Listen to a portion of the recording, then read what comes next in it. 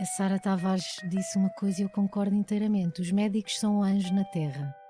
E eu acredito nisso. E acho que para mim é fundamental o acreditar, o pôr-nos nas mãos daqueles que são de facto especialistas nesta área da saúde. Nós não sabemos nada. E houve algumas ocasiões em que eu não sabia e a doutora explicava-me as coisas, até a questão da prótese, como é que era, e é um mundo novo, não é? E eu só dizia, eu quero que faça aquilo que for melhor para mim.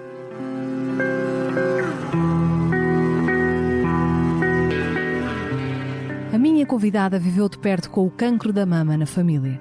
Primeiro a mãe, depois uma tia e a seguir uma prima direita. Já sabia o que significava a cirurgia, a quimioterapia, a radioterapia. Conhecida pelos portugueses pela sua voz doce, a cantora e atriz Anabela estava bem consciente dos riscos pelo seu histórico familiar e todos os anos fazia exames. Em março de 2023, num desses exames de rotina, descobriu um cancro da mama. Diz que no meio do susto saiu-lhe a sorte grande, porque não teve de fazer quimioterapia nem radioterapia.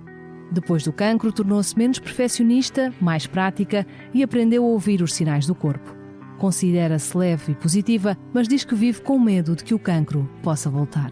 Eu sou a Sara Tainha, jornalista da SIC, e este é o podcast Tenho Cancro e Depois. Olá, Anabela, bem-vinda. Olá, Sara. Obrigada por ter aceitado o nosso convite. Muito obrigada. Estás aqui hoje connosco ao lado da médica que te acompanhou, a cirurgiã Cristina Sousa Costa. Olá, doutora, bem-vinda. Olá, muito obrigada pelo convite. Obrigada.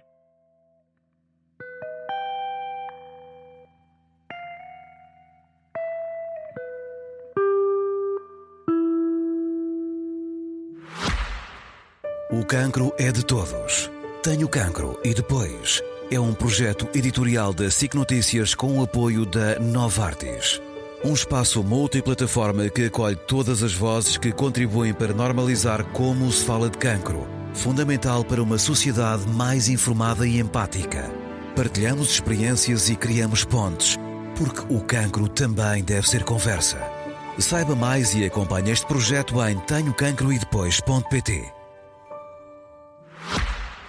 Anabela, podemos começar aqui pelo fim da minha introdução comum e, claro, compreensível quase todos os doentes oncológicos, mas tu és positiva e de que forma é que este fantasma continua ou não a ensombrar a tua vida? Este medo de que o cancro possa voltar? Não tem um papel muito preponderante, ou seja, ele não pensa, não vive a vida a pensar nisso, mas de vez em quando o pensamento vem e o receio de certa forma aparece no sentido de e se, pronto, não é claro quando vou fazer os exames, não é? É óbvio que isso, quando se aproxima essa data, a coisa torna-se um bocadinho mais presente, mas tento não pensar nisso e pensar positivo no sentido que não vai acontecer nada, vai correr tudo bem. Mas fizeste as pazes com este período da tua vida? Sim, completamente. Sim, porque era o que eu dizia, eu acho que realmente isto que me aconteceu não foi bom, como é óbvio, mas no meio do mal eu tive o melhor que me podia acontecer. Em primeiro lugar, porque encontrei de facto médicos fantásticos, como é o caso da doutora Cristina e também a doutora Ana Paula Vasconcelos e a equipa também da doutora Cristina Costa. Todos os médicos foram de facto muito importantes para mim e deram-me uma confiança e eu também sou uma mulher de fé. E, portanto, eu acho que isso também me ajudou bastante.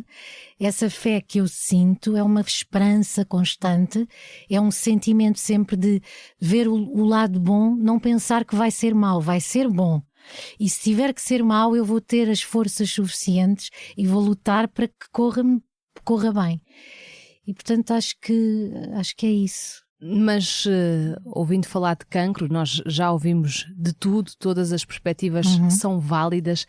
Entendes quando as pessoas não têm logo esse lado tão positivo? Entendo. E claro que eu também fiquei cheia de medo, não é? Eu tive muito medo quando quando percebi logo na primeira consulta, em que no meu exame de rotina, não é, que estava a fazer a mamografia e a ecografia, e a médica, à sua maneira, não é? Cada médico tem o seu perfil e a sua forma de comunicar. Ela não foi muito direta, mas pelas perguntas que me foi fazendo, que era: tem seguro de saúde? Tem histórico familiar? Ou seja, e eu é que tive que lhe perguntar: mas doutor, o que é que quer dizer? Diga-me lá, o que é que tive que lhe perguntar o que é que ela estava a ver, porque parecia-me que ela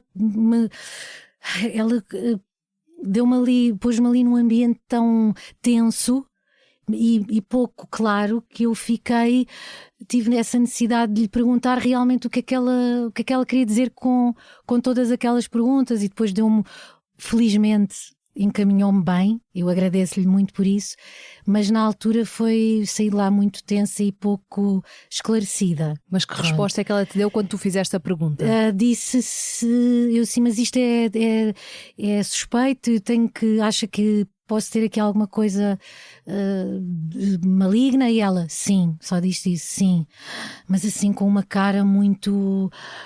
parecia que estava assustada, sei lá, estava um bocadinho preocupada não sei, foi estranho. O que eu sei é que senti realmente que aquilo era grave. Ela não me disse, mas senti que era grave. E quando sentiste que era grave? Quando senti que era grave, procurei logo, agarrei no papel que ela me deu, com os médicos que ela me indicou, que era exatamente para o hospital, para o Dr. João Vargas Muniz, e que pertence à equipa também, fazem equipa, e também para a doutora Ana Paula Vasconcelos. Portanto, eu desde então saí dali a chorar, claro, liguei ao meu pai, liguei ao meu marido, e claro que as pessoas têm sempre aquela tendência: calma. E liguei à minha médica ginecologista: calma, vamos ver, pode não ser nada. Mas eu percebi pela cara da médica e não sei o quê, que isto vai ser mau. Mas pronto, mas tenha calma, porque pode não ser e tal. Até porque tu já tinhas casos na família, exatamente, não é? E mais essa carga, não é? Familiar. E pronto, e aquilo que eu fiz foi imediatamente ligar para a médica para me passar a prescrição para poder ir fazer a tal ressonância e biópsia o mais rapidamente possível. Marquei logo os exames e pronto, e foi isso que eu fiz. Portanto, eu não fiquei a dormir na tristeza ou na angústia de saber que poderia ter um cancro. Eu quis logo enfrentar as coisas e agir. Doutora, esta vontade de querer agir, esta pressa em querer agir, é muito comum nos consultórios das pessoas quererem tratar isto o mais rapidamente possível, mas às vezes também os médicos têm que trazer aqui um travão, não é? É verdade. Sim, a palavra cancro puxa muito isto, não é? Tem que ser já, tem que ser rápido, tem que... E às vezes é mais importante fazer os passos todos e cumprir tudo o que é necessário, e se isso demorar mais uma semana, mais 2 semanas, vale a pena, porque nós só temos hipótese de fazer as coisas bem à primeira uma vez, não é? Depois andamos a tentar emendar a mão, mas é bom que façamos as coisas, que tenhamos todas as informações necessárias no momento em que vamos atuar. Mas os doentes compreendem isso facilmente? Eu acho que se explicar, normalmente compreendem. Eu acho que se explicar, e é importante que percebam o porquê, não é? Porquê é que vai fazer este exame e porquê é que é importante este exame. Eu acho que quando compreendem, eu tento que compreendam sempre tudo que as fases todas. Há pessoas que não querem perceber e isso respeita-se, mas a maioria das pessoas quer perceber o que é que anda, quais são os passos e para que é que serve cada passo. E neste caso aqui da Anabela, como é que foi? O que é que recorda dessa altura? Eu lembro que a Anabela chegou a mim antes de ter o resultado da biópsia. Eu acho que chegou no dia em que fiz a biópsia. No dia em que fez a biópsia, um bocadinho assustada. Sim. E isso é pior, não é? Porque a pessoa não tem nada para dizer, claro. Não é? Mas eu acho que eu costumo dizer é, na pior das hipóteses, é isto. E portanto, isto não é nenhum fim do mundo. Isto é para tratar e para seguir. Principalmente nestes doentes, nestes exames que são feitos para rotina, por as mamografias que são feitas anualmente, e por isso é que é importante fazer os exames de rastreio para se poder detectar. Eles não evitam que a doença apareça e permite que façamos diagnósticos na altura em que a doença é mais pequenina e conseguimos tratá-la sem fazer muitas vezes tratamentos. Claro que isso depende da biologia do tumor. De forma mais eficaz, não é? De forma mais eficaz e menos agressiva muitas vezes. Não é? Anabela, o que é que te lembras dessa primeira consulta aqui com a doutora? É assim, eu fiz a biópsia com a doutora Ana Paula Vasconcelos e perguntei-lhe logo à doutora Ana Paula Vasconcelos o que é que ela achava. E, portanto, eu já ia com uma ideia, pronto, que tinha de facto uma grande probabilidade de ser maligno. E estava a falar com ela e eu assim, e agora, doutora, o que é que eu tenho que fazer? Ela, então agora tenho que ir ao seu médico, senologista, é correto? Pode ser? E eu até fiquei, mas o que é isso? Não fazia ideia. Mas ainda não tem um médico que é cego. Eu marquei uma consulta para o Dr. João Vargas Muniz, mas é daqui a não sei quanto tempo. E ela, não, mas eu tenho a médica indicada para si. E por acaso ela está cá hoje. E então eu saí do consultório dela e fui imediatamente, isto era fim do dia, ao consultório da doutora Cristina Costa e fiquei desde logo, como é que eu ia dizer, senti muita confiança, gostei muito da médica, gostei muito da sua tranquilidade, da sua doçura, e transmitiu-me isso, muita segurança, e eu acabei por decidir que não queria mudar de médica, que queria ficar com a doutora Cristina. Saí de lá, de facto, senti que tinha que ser ela, que era ela e que não era para mudar. E num momento de fragilidade como é o cancro, não é? Sim. Essa questão da confiança de nos entregarmos, de nos entregarmos ao médico que está ali à nossa frente, é fundamental, não é? Eu acho que sim. A Sara Tavares disse uma coisa e eu concordo inteiramente. Os médicos são anjos na terra. E eu acredito nisso. E acho que para mim é fundamental.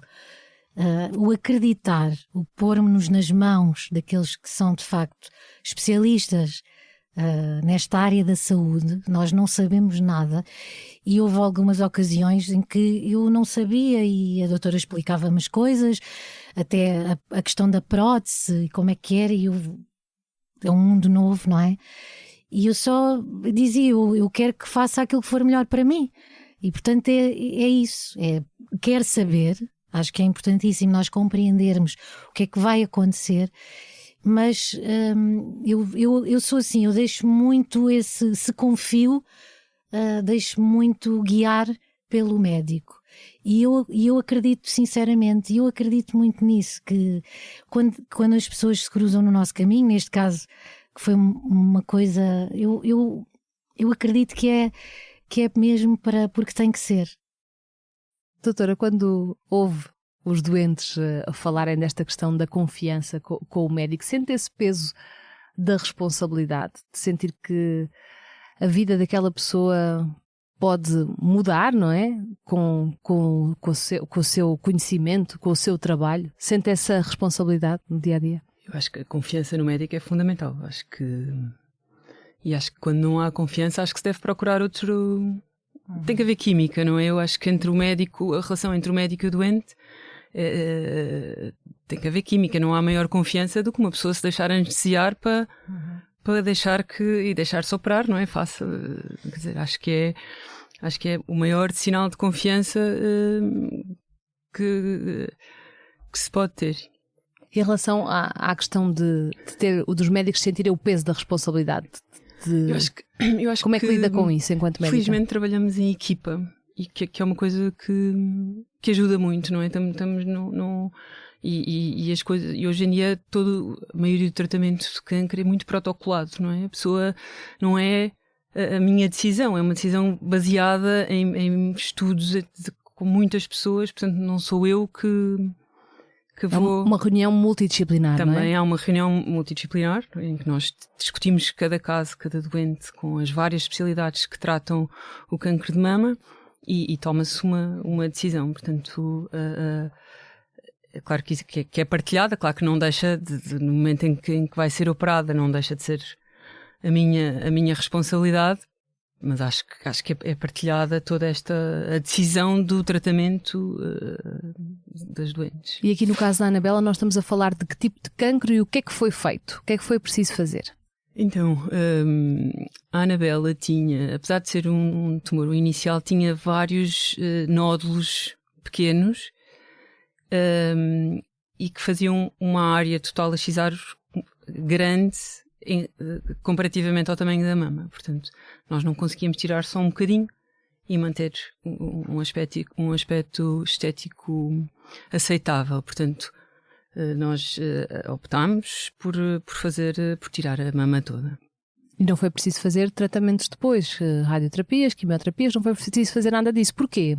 Não foi preciso fazer. Nós depois fizemos um teste, que é um teste genómico, que percebe se tem ou não, se nos permite ver se há ou não benefício de fazer quimioterapia, e felizmente foi negativo e não teve que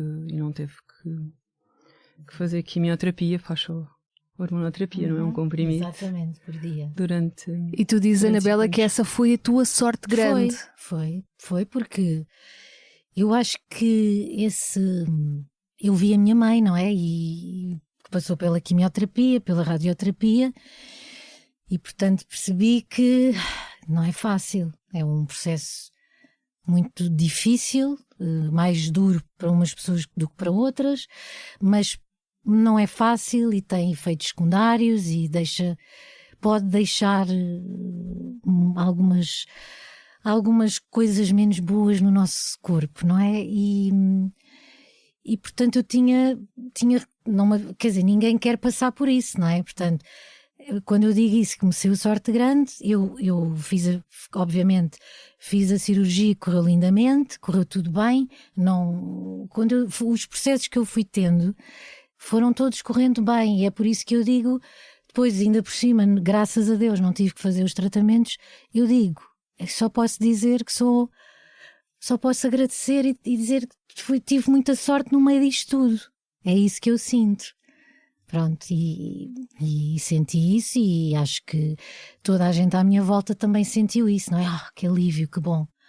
Pronto, porque eu acho que o processo, quando se passa por esses tratamentos, penso eu que deixa mais marcas, menos boas. E eu, apesar de ter tido a minha cirurgia, eu não tive dores, eu passei lindamente,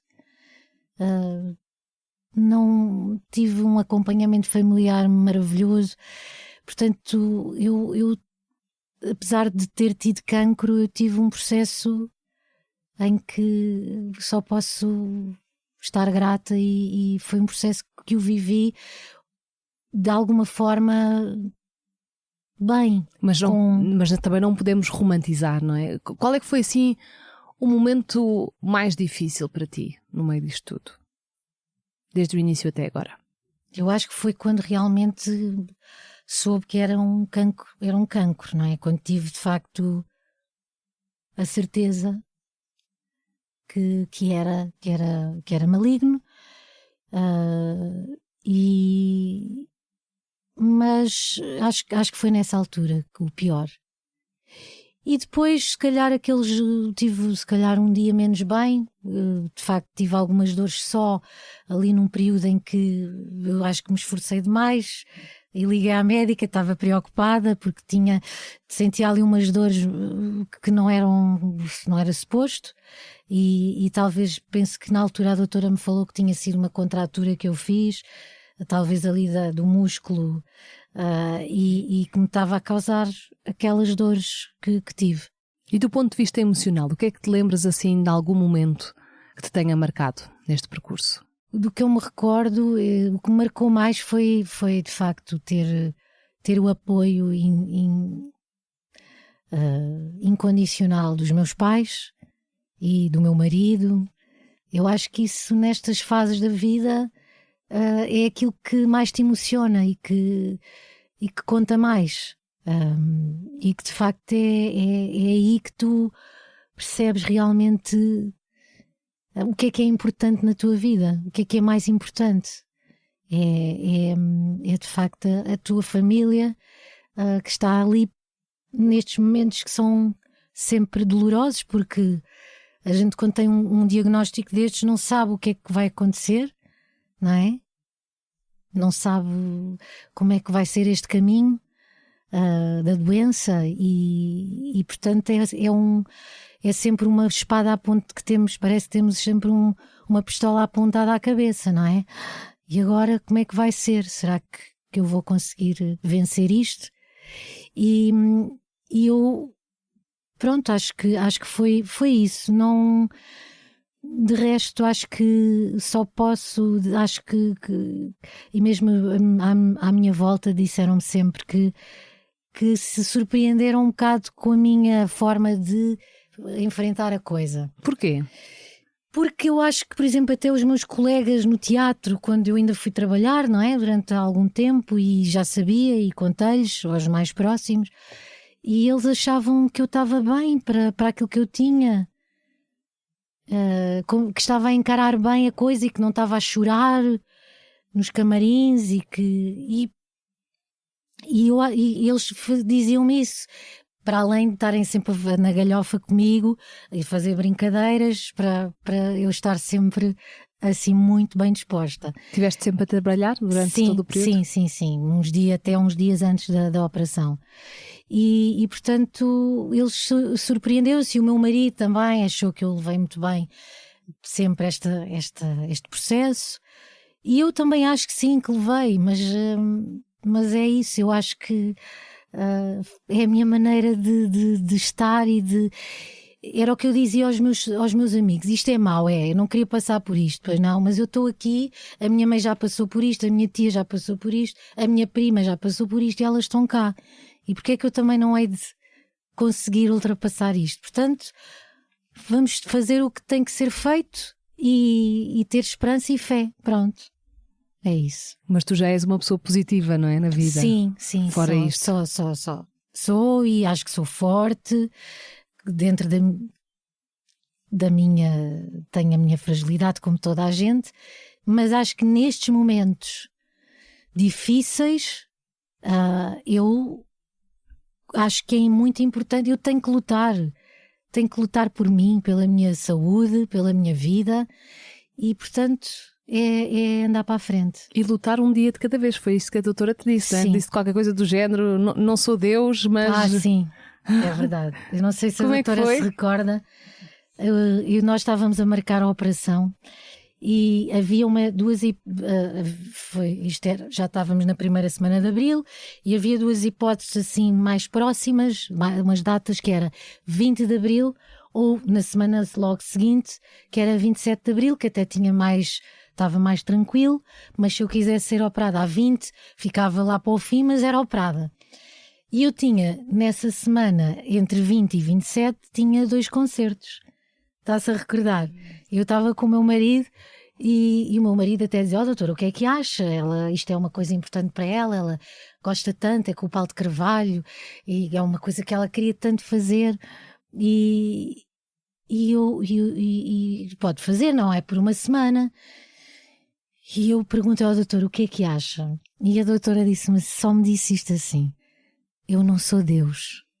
Foi exatamente isto. E para mim respondeu-me, não é? O que é que eu senti? Que quanto mais cedo, melhor, não é? Se eu pudesse ser operada a 20 e é melhor, penso eu, para mim, do que a 27, porque quanto mais cedo eu puder retirar aqui esta coisinha que está aqui a chatear, melhor, porque para mim, como doente, penso, se calhar não é por uma semana, mas pode ser, eu sei lá, durante uma semana, se isto não vai para para outros sítios. Doutora, não sei, doutora, o tempo pode fazer de facto diferença, não é? Depende dos casos, claro, naturalmente. Ninguém pode dizer que não há problema quando sabemos que temos um cancro, que ele não vai crescer, ninguém sabe, não é? Não é Deus, lá está. Mas não acho que seja uma semana que faz diferença. Acho que é principalmente importante para a cabeça, não é? Porque sim, a pessoa, e depois tem a ver com os feitios das pessoas, não é? E se calhar não consegue lidar com adiar uma semana por uma coisa sua e não uma coisa da doença, não é? E acho que isso tem a ver com o feitio de cada pessoa. E agora aqui a falar de ser positivo, eu acho que é muito mais fácil a pessoa viver as coisas de forma positiva. Isso não está cientificamente provado, pois não, imagino eu. Porque não é difícil, eu acho que... não é? De que forma é que eu acho que a atitude do doente... Mas eu tenho a certeza que isso que ajuda muito, claro. Não é? E todos nós temos coisas na vida que nos acontecem. Mas agora também difíceis, deixa-me fazer uma provocação. Há pessoas que são muito positivas e que não sobrevivem, não é?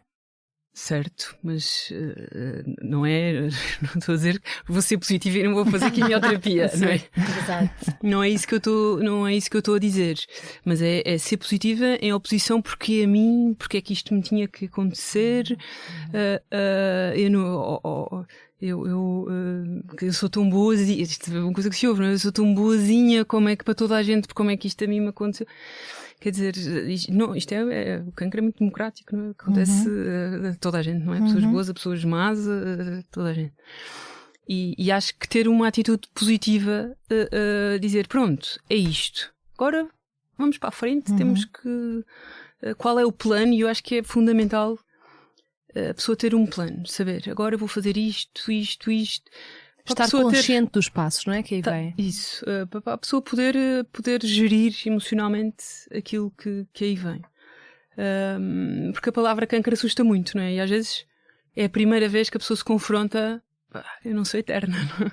Exatamente. Olha, afinal... Isto pode acabar daqui a algum tempo, não é? Isso. Para mim. Claro que os cancros não são todos iguais. Os cancros de mama não são todos iguais. E felizmente a maioria dos cancros de mama corre bem, 90% dos cancros de mama correm bem e não há razão para a pessoa pôr toda a sua vida em causa quando ouve a palavra cancro. Eu acho que é importante fazer os rastreios, acho que era importante que passasse esta mensagem, porque é importante fazer a sua mamografia anual, é importante que se comece aos 40 anos, se houver casos na família, aos 35 ou 10 anos antes do primeiro cancro na família. E é importante que se notam alguma coisa, que não ponham a cabeça na areia a achar que isto vai passar. Porque se calhar estão ali a perder ali um espaço de manobra em que pode ser, em que se pode tratar e tratar assim de uma forma, não digo fácil, mas de uma forma que se ultrapassa, não é? E que isto passa para ser uma coisa do depois, não é? Que dizia a Anabela há um bocadinho, tenho cancro, não, eu já não tenho cancro, eu já estou no depois, não é? E acho que a maneira que há a melhor maneira é fazer os seus exames anualmente. Anabela, no meio desta questão da positividade, há muitas doentes oncológicas que se deparam com esta ideia e muitas vezes que vêm de figuras públicas e que acham que essa positividade às vezes pode ser um bocadinho tóxica, porque as pessoas estão a passar mal, não é? Estão numa fase difícil e não conseguem entender esse bora lá que tu tiveste. Muita gente, como não teve, não consegue entender. Consegues entender esta ideia de se falar em positividade?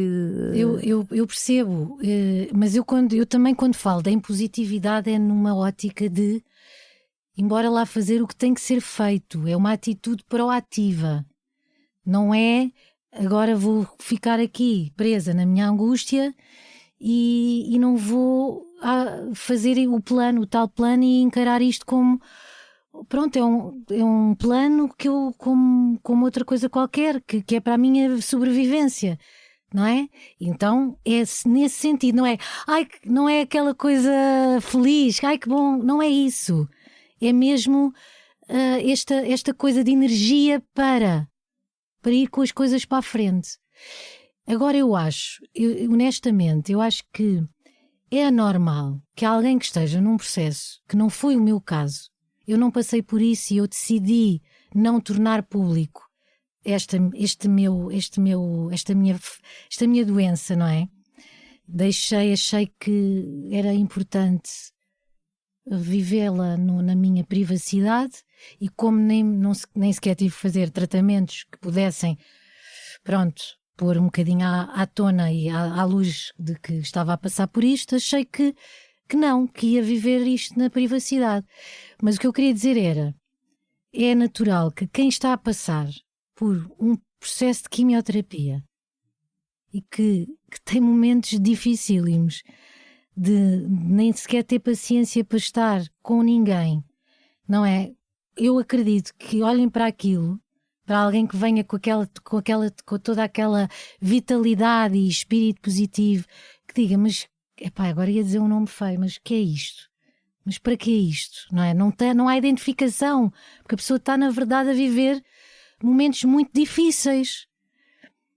E portanto, eu acho que compreendo perfeitamente. Contudo, acho que te ajuda muito. Quando soube que estava doente, eu fui procurar. A Joana Cruz foi uma inspiração. Porque lá está, eu quis conhecer alguém que já estivesse ou que estivesse a passar por um processo destes. E, portanto, para mim foi útil. Eu quis ler o livro dela, quis saber e consegui falar com ela pelas redes sociais e, portanto, tentar perceber como é que tinha sido e retirar coisas boas, não é? Se calhar coisas que ela fez e que a ajudaram, que eu também queria, porque queria passar isto da melhor forma. E, portanto, eu acho que nesse sentido as pessoas que são figuras públicas e que passaram por este ou outro tipo de problemas de saúde, eu acho que acabam sempre, de facto, não é inspirar, mas é por dar uma informação pessoal importante a quem passa por isto. E cria essa identificação. Exatamente. Esse reconhecimento que o outro também passou por isto. E sentiu isto. Eu estava a ler as coisas dela e senti muitas coisas. É isto realmente que eu também estou a sentir. E, portanto, acho que é importante. Mas eu ainda ponderei, na altura que soube que tinha cancro, ainda pensei, será que eu vou querer, será que eu quero falar sobre isto ou não? Ainda pensei porque poderia, se eu tivesse essa vontade de partilhar alguma coisa, mas eu depois pensei, não, se calhar não, porque não. E refleti muito bem. E porquê é que escolheste não no meio disso? O que é que pesou na balança? Porquê é que não foi mais pesado? A verdade é que o meu impulso foi para falar, porque eu estava no teatro, eu tinha na altura perto de 2 ou 3 concertos e pensei, vamos justificar. É aquela necessidade da pessoa que é figura pública de se tentar justificar. Mas entretanto, como eu sou muito ponderada, falei com o meu marido, falei com o meu querido pai, falei com um amigo meu que é jornalista e partilhei isto com eles. Olha, o que é que vocês acham? Eu tenho este impulso que me diz para ir falar, não nas redes sociais, mas se calhar ter uma entrevista com alguém que eu gosto, uma conversa, talvez. Pronto, e à partida eu senti logo ali um bocado, não sei, se calhar, deixa ver o processo, porque ainda estava no início. Se eu acho que, e foi aí que eu também achei que foi, se tu tiveres que fazer tratamentos, eu acho que sim. Se não tiveres, deixa fluir, ninguém vai, não és obrigada a contar. Deixa ver como é que as coisas correm. E eu aquilo fez-me sentido. De facto faz sentido. Ok, vamos ver como é que isto evolui. E felizmente correu tudo bem. E eu achei que, e claro que eu comecei a falar disto às pessoas próximas e pessoas do teatro que iam sabendo, eu não escondia, percebes? Mas publicamente é que não tinha aquela coisa de sentir que não era para fazer de uma forma, de uma exposição assim tão grande. Pronto. Mas quando anunciaste, recebeste feedback das pessoas? O anúncio, é assim, o anúncio não foi um anúncio assim nas redes sociais. Foi no Alta Definição, não foi? Foi no Alta, eu só falei disto agora em março, quando apareceu no Alta Definição, porque o Daniel Oliveira faz uma pergunta muito natural, ele nem sequer suspeitava de nada, mas falou-me do que é que foi difícil para ti na tua vida. Pronto, uma coisa que eu assim, eu achei que senti-me à vontade, pronto, é o momento, vou falar. Ele fez-me esta pergunta, nós estamos aqui numa conversa tão... Podia ter optado por não ter falado, mas por que não? Já passou, efetivamente foi um problema que eu tive e eu acho que também é bom dar o meu testemunho de como é que as coisas aconteceram, que felizmente correram até bem. Porque esses testemunhos depois fazem diferença na vida das pessoas. Eu acho que sim, porque eu acho que depois as pessoas, eu acho que e há tanta gente a passar por isto que de facto penso que é importante ver um lado, ver como é que as pessoas, como é os processos, não é? Como é que quem está no início percebe o que é que pode acontecer mas também pode-se dar um bocadinho de esperança às pessoas que se calhar podem estar um bocadinho com medo e mais angustiadas e dizer-lhes, olha, isto pode correr bem, bora lá, força. Doutora, que importância é que tem figuras públicas como a Anabela partilharem de facto a sua história? No consultório, sente que as pessoas precisam de se sentir identificadas com alguém? Eu acho que é bom, nem que seja para alertar que a doença existe e para as pessoas estarem atentas. E acho que é bom que haja histórias de sucesso que também sejam partilhadas para perceber que sim, que isto pode correr bem, que isto pode não ser tão difícil. Exato. E é bom, é um bocadinho a pessoa ver o que já passou por isto e que já está do lado lá, não é? E é um bocadinho como nós quando andávamos na escola, não é? Quando estamos na primeira classe, vemos o que é que está, como é que já vamos do quarto ano. Sim. Aprender com os crescidos. Isso. E a pessoa vê, olha, já passou por isto, está ótima, está... Não é? Acho que nesse aspecto acho que as figuras públicas têm um papel muito importante. E neste passar por isto, Anabela, tu dizes que houve mudanças na tua vida, não é? Há uma espécie de, lá está, de depois do cancro. O que é que tu mudaste? Mudaste em quê? Eu acho que logo naquela fase de ok, pronto, já está agora, está resolvido, não é? Pronto, está tratado, agora é fazer o que tem que fazer a nível do tratamento hormonal. Que é o que faz atualmente? É o que faço, mas eu acho que te pões muito pões em questão a tua vida, o que é que andas a fazer, o que é que tu queres fazer, o que é que tu queres melhorar ou mudar na tua vida, porque eu acredito... Pronto, que há aqui um lado genético, não é? Se calhar a doutora é a pessoa certa para falar nisso, mas eu acredito também que para além desse lado genético, desse histórico, dessa predisposição, também o nosso estilo de vida, a forma, as nossas emoções, eu acredito muito nisso. Podem contribuir para que esta predisposição se aconteça com mais rapidez, vá. É a minha percepção e nesse sentido eu senti na altura que tinha que mudar algumas coisas. Ou seja, se aprender a dizer não mais vezes, ou escolher o trabalho, ter mais aquela coisa, não tenho que fazer tudo, não sou obrigada a isso, deixa-me, o que é que eu sinto, olhar mais para mim, ouvir-me mais e viver com um bocadinho mais de calma, menos ansiedade. Acho que isso mudou. E não ter medo de dizer que não às pessoas. Acho que isso é importante, porque eu acho que essa coisa de nós muitas vezes não termos a coragem, porque não queremos chatear os outros, queremos sempre ser queridas e fofas para os outros, sermos bem vistos perante os outros. Esse lado acaba por também nos, de certa maneira, nós acabamos por nos substituir, por calar a nossa voz interior.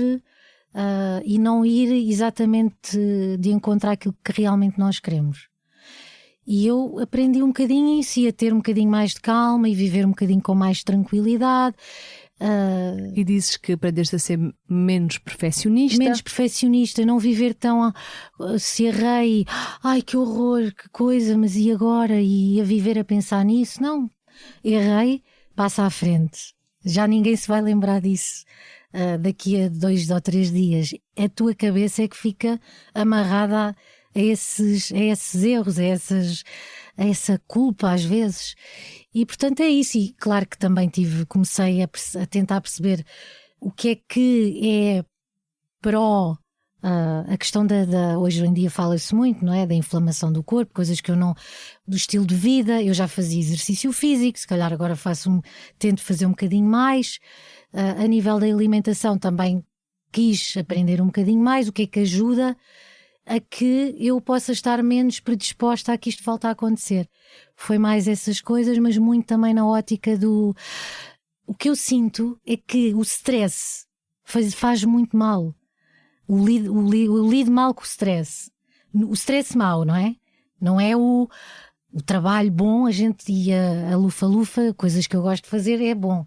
Porque o artista vive sempre com esse stress, claro, não é? Mas a pressão constante do não errar, do não sei quê, e depois do querer ir a todas e não sei quê, não, calma.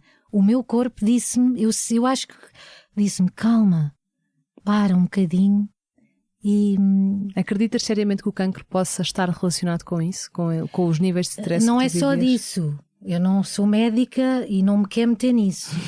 Mas eu acredito, porque nós não somos só físicos, não é? Nós somos emoção, somos espírito, somos muita coisa, e acho que de facto as nossas emoções, as nossas vivências, a forma como vivemos essas experiências que às vezes até são menos boas, que se tornam muitas vezes em traumas, não é? Coisas menos boas, que eu acho que ficam no corpo. Eu acredito um bocado nisso, mas não é só isso, e não vivo só a pensar nisso. A ciência, a parte, pronto, E aqui, provavelmente, a questão genética, já vou saber com a doutora, mas aqui a questão genética pode ter tido influência, até porque havia casos na família, não é? Isto, doutora, eu gostava de ouvir também sobre isto, que é, eu fiz um teste genético e tivemos o resultado mesmo um dia antes da minha cirurgia e estava negativo,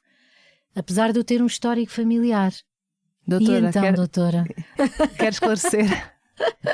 Em relação aos tumores associados a mutações genéticas, é quando há na família uma mutação que predispõe para o cancro de mama.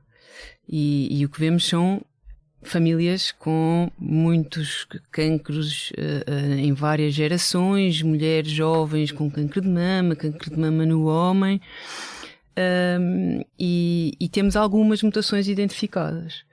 Mas nem sempre famílias que nós olhamos e dizemos, olha, esta é muito suspeita, nós identificamos a mutação. E aqui não havia. Não havia, porque provavelmente há outras mutações que não são conhecidas ainda, não?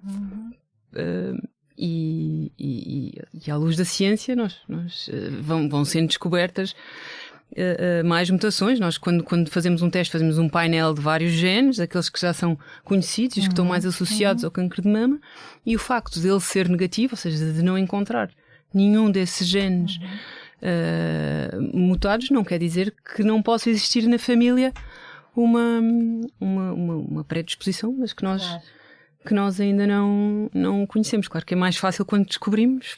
Foi, por exemplo, o caso da Angelina Jolie, não é? Isso mesmo. Como sabíamos, podemos avançar para as cirurgias redutoras de risco. Quando não sabemos, temos que nos manter na vigilância. E depois a outra vantagem de saber é que podemos testar e saber herdamos ou não herdamos esta mutação. Portanto, se não herdamos, estamos fora desse risco também. Doutora, e em relação ao aumento brutal de casos de cancro de mama entre as jovens, entre mulheres jovens, porquê é que isto está a acontecer? Não lhe sei responder. De facto, o que mostram os estudos é que sim, que tem havido um maior número de mulheres jovens com cancro de mama e habitualmente os cancros nas mulheres jovens são mais agressivos. Acho que ainda não sabemos, se calhar tem a ver com isto, com a alteração do estilo de vida, com stress, que a ciência ainda está a descobrir. Ainda está a descobrir qual é o motivo. Anabela, tu aqui tiveste o lado de doente, mas também o lado de familiar de quem teve cancro. Como é que foi também passar por esse lado? Eu acho que a minha mãe, coitadinha, não é? Eu penso que é isso. Sim. A minha mãe ficou muito assustada. Ela dizia muitas vezes: é para mim isto, porque é que é para ti? Eu é que tinha que viver isto. E de certa forma, eu ainda só respondendo à questão do exame genético, lembro-me que, apesar de ser negativo, indicaram-me fazer 3 anos depois. Portanto, para o ano, se Deus quiser, eu tenho que voltar a repetir o teste genético, porque será que tem a ver com eles poderem ter descoberto novos genes, não é? Pronto, então vou ter que repetir o teste ou se calhar ir à consulta de genética, não é? Exatamente. Para perceber, ou se existiram mais Exatamente. Novos casos na família. Mas lembro-me quando soube que era negativo, eu liguei logo à minha mãe. Porque eu acho que ela também sentia um bocadinho o peso. O teste genético é complexo em muitas, psicologicamente em muitas, sim. É isto, é o peso da culpa. Da culpa. Eu passei isto à minha dos filha. Dos pais passarem, não é? Eu passei aos meus filhos, não é? Que é ridículo, não é? Porque claro. a pessoa não escolhe, não... mas existe isto, existe depois a pessoa saber, não é? A pessoa teste ou não teste. Pois. Agora, não é? Agora existe na família, e agora? As filhas, eu vou testar ou não vou testar? E tudo isto acho que tem que ser pensado em família. Por teu ponto de vista psicológico traz aqui um peso. E eu lembro-me que liguei-lhe um bocado, claro, feliz não é? Mas também para lhe dar este alívio que eu acho que ela sentiu com certeza de pronto, por um lado, olha, não tive aqui influência. Penso eu que ela poderia sentir isso. Mas acho que é tramado. Eu acho que para uma mãe que já passou por isto, ter um filho ou filha, não é? Que está a passar, portanto deve ser muito complicado. E ela estava muito nervosa, com certeza, e muito nervosa, muito assustada.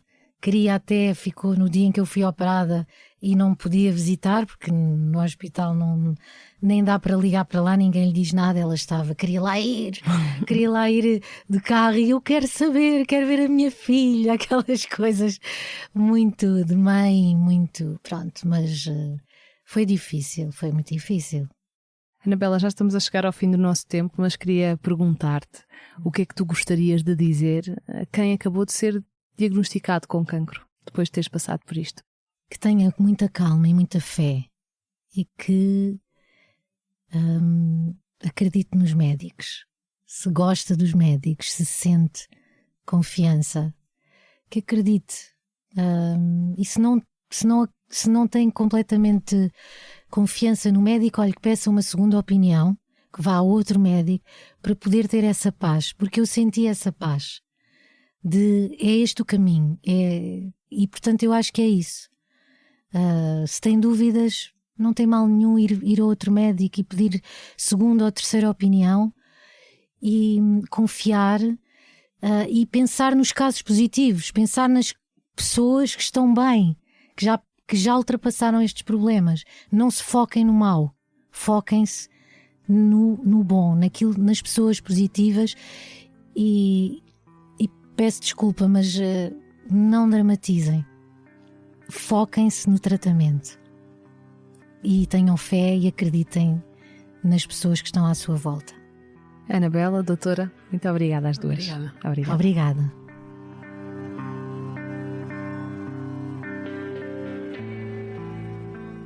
Tenho Cancro e Depois é um podcast de SIC Notícias com sonoplastia de Gustavo Carvalho e Hugo Oliveira, com apoio à produção de Joana Henriques e João Filipe Lopes. A coordenação é de Joana Beleza e a direção de Bernardo Ferrão. A música deste podcast foi cedida pelo José de Combo em memória de Pedro Gonçalves. Eu sou a Sara Tainha, ouça e subscreva este podcast na plataforma que preferir, avalie e envie os seus comentários. Se quiser saber mais sobre este tema, vá ao site do Tenho Cancro e Depois.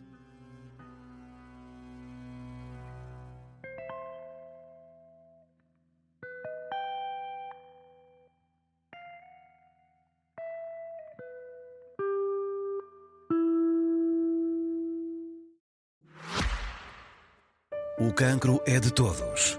Tenho Cancro e Depois é um projeto editorial da SIC Notícias com o apoio da Novartis. Um espaço multiplataforma que acolhe todas as vozes que contribuem para normalizar como se fala de cancro, fundamental para uma sociedade mais informada e empática. Partilhamos experiências e criamos pontes, porque o cancro também deve ser conversa. Saiba mais e acompanhe este projeto em tenhocancroedepois.pt. Num mundo cheio de informação, como ajudar os mais novos a compreender as notícias?